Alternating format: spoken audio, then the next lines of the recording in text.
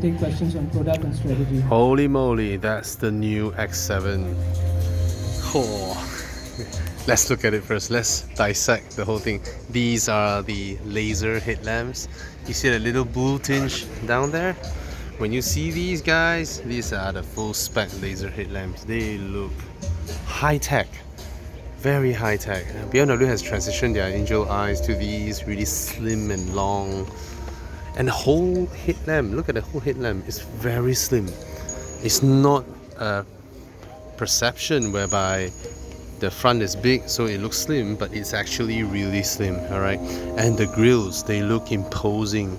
I really like what BMW is doing here. You see, last time they have the grills separated, right, where the body color will run through the middle, but now they have conjoined it, and then the whole thing is chrome. It looks very much like a polished metal grill. It doesn't look like some plastic chrome thingy, right? Even here they clean up, look at that, they clean up the fog lamp area. There's no fog lamp anymore. Everything can be served by these high-tech headlamps up there. Okay, of course the grills open and close when in need, and then of course this is a huge SUV, 21-inch rims and tires. This car is larger than the XC90, so it's a huge car. Let me get someone standing next to it, then you see the proportions of this car. Is absolutely massive, very big. Yeah, a very tall car. The height of the car is, I think, is 1.8 meters high. Right, very tall, very high. Let's have a look here. Lovely car. It comes with Harman Kardon speakers. Okay. This one doesn't come with the Napa leather finishing. Still, this is a 7 Series SUV. Now, how do they position this? We always know the flagship of BMW is the 7 Series, right? This one is the 7 Series of SUVs. So that's how they position this car. That's how they have come up with the whole concept of this car. All right, look at these gear levers. These are crystals. Even this touch sensitive iDrive controller where you can write stuff there is crystal as well. Even the finishing on this volume button is crystal. Very nice. The start button is crystal. Now these crystals are made by Swarovski, but then BMW never discussed about it or mention it. You have Sport, Comfort, Eco Pro Adaptive, auto hold over here, and you can raise or lower the car with this toggle over here. The whole panel looks really good. Okay, these are what you use to activate the parking assist. The whole sensor system will come up. I wonder if it works here. Oh yes, lovely. Look at that. Now BMW has always have one of the best reverse camera systems and UI that is overlay on top of these cameras. So every time you on it, you have the reverse view here. You have that vertical panel thingy that gives you a 3D view of the rear, and then you have the 360 cam here, the full LED speedo clusters over there, right? Everything feels good. The materials and all feels really posh and nice. Soft touch everywhere, of course. This is the gloss one, but they have another inlay. Interestingly, BMW has reduced the inlays on the doors. Now it's only this little spot over here. You have the door bins. They are shaped to put big bottles, and the finishing is all really good. But the seats are the this is the mix leather. Is perforated over here, and then you have the leather seats over there, and here you have lumbar support, and then multi-way adjustable. Okay, this is expected from BMW already. This compartment is very familiar.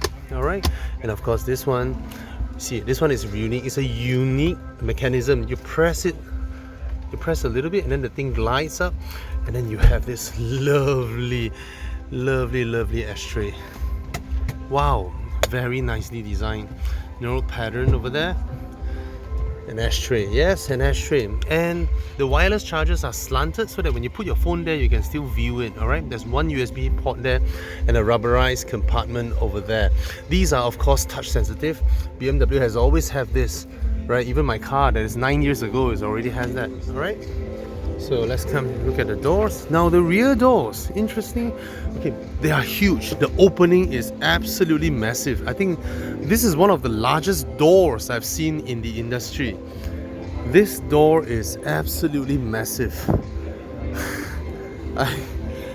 Yeah, man. I can't even tell you how big the door is. Okay, this is my peer from Otomachi. He is slightly taller than I am. I'm 5'11", and look at the size of that door. Holy massive doors. These are one of the biggest doors I've ever seen in any car. Okay, so I was about to say that the doors don't open as wide. Look at it, it's about 75, 78 degrees. It's not a 90-degree opening door. But then when you walk over here, the opening is absolutely massive. And the hip point of the car, look at, okay, that's my hip, all right, just nice. But then this part is very, very wide. I mean, I would really appreciate if BMW pull off something like Range Rover, where this side step is actually retractable inside, and then you can walk nearer to the car, and then you can drop your butt in. But then there's almost 1.5 foot here, where you look at my feet.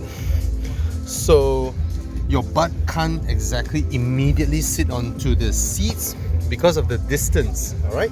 Everything here is powered, so even the rear passengers, you can press the buttons and then move the seat, ease it, and then you get to sit inside. Oh, it's powered this way as well, all the way tilted up. This is new. I've never seen this application anywhere. So as a rear passenger, you can just press the button and then slide the whole seat up. And then I am 5'11". Okay, I'm seated at the back here now. Let me look at some of the compartments we get. There's a cup holder here, even some inlays and daytime running lights. This is for the tonneau cover if I'm not wrong. Okay, let's sit here. Okay, this has got to be one of the, if not most, comfortable third row of any 3-row SUVs. Okay, we've always known that the Volvo XC90 is able to fit adults at the back. Okay, and this is another one. See, I am 5'11". I still have about 2 fingers of headroom. I have a perfectly normal sitting position at the back here, even though the thigh support is not there because the floor is pretty raised here. And but I feel comfortable. I have my little window here. I have an armrest over here. I have my aircon vents over here. I have my aircon controls over here. I even have a little sunroof here. Most cars, the moonroof would have ended over there. The panoramic roof would have ended over there. And this one, I get another one at the back here. This is profound. For third row seating comfort, this is unprecedented for the segment. Okay, this is really good. Look at that, it's powered as well. The third row is powered as well. So you can actually press the button over there to actually flatten the seats over here. So when you load the stuff, it's convenient. Okay, even after the seats are up, there is another cover. There is another cover at the back here. Most cars, when the third rows are up, they couldn't be bothered with that already. So what this is good is that once, even if you have all 3 rows up, you can have the you can still hide your stuffs at the back. Okay, so 3-row proper 7-seater. This is really good.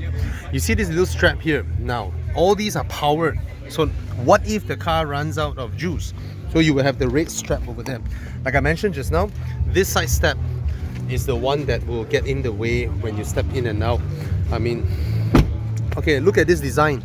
So some SUVs, you have the doors coming all over here, right? The opening comes all over here. What that means is that the seams are over here and mud and water will go in, but this one doesn't, because it ends here, that one ends there, keeps that dry and clean.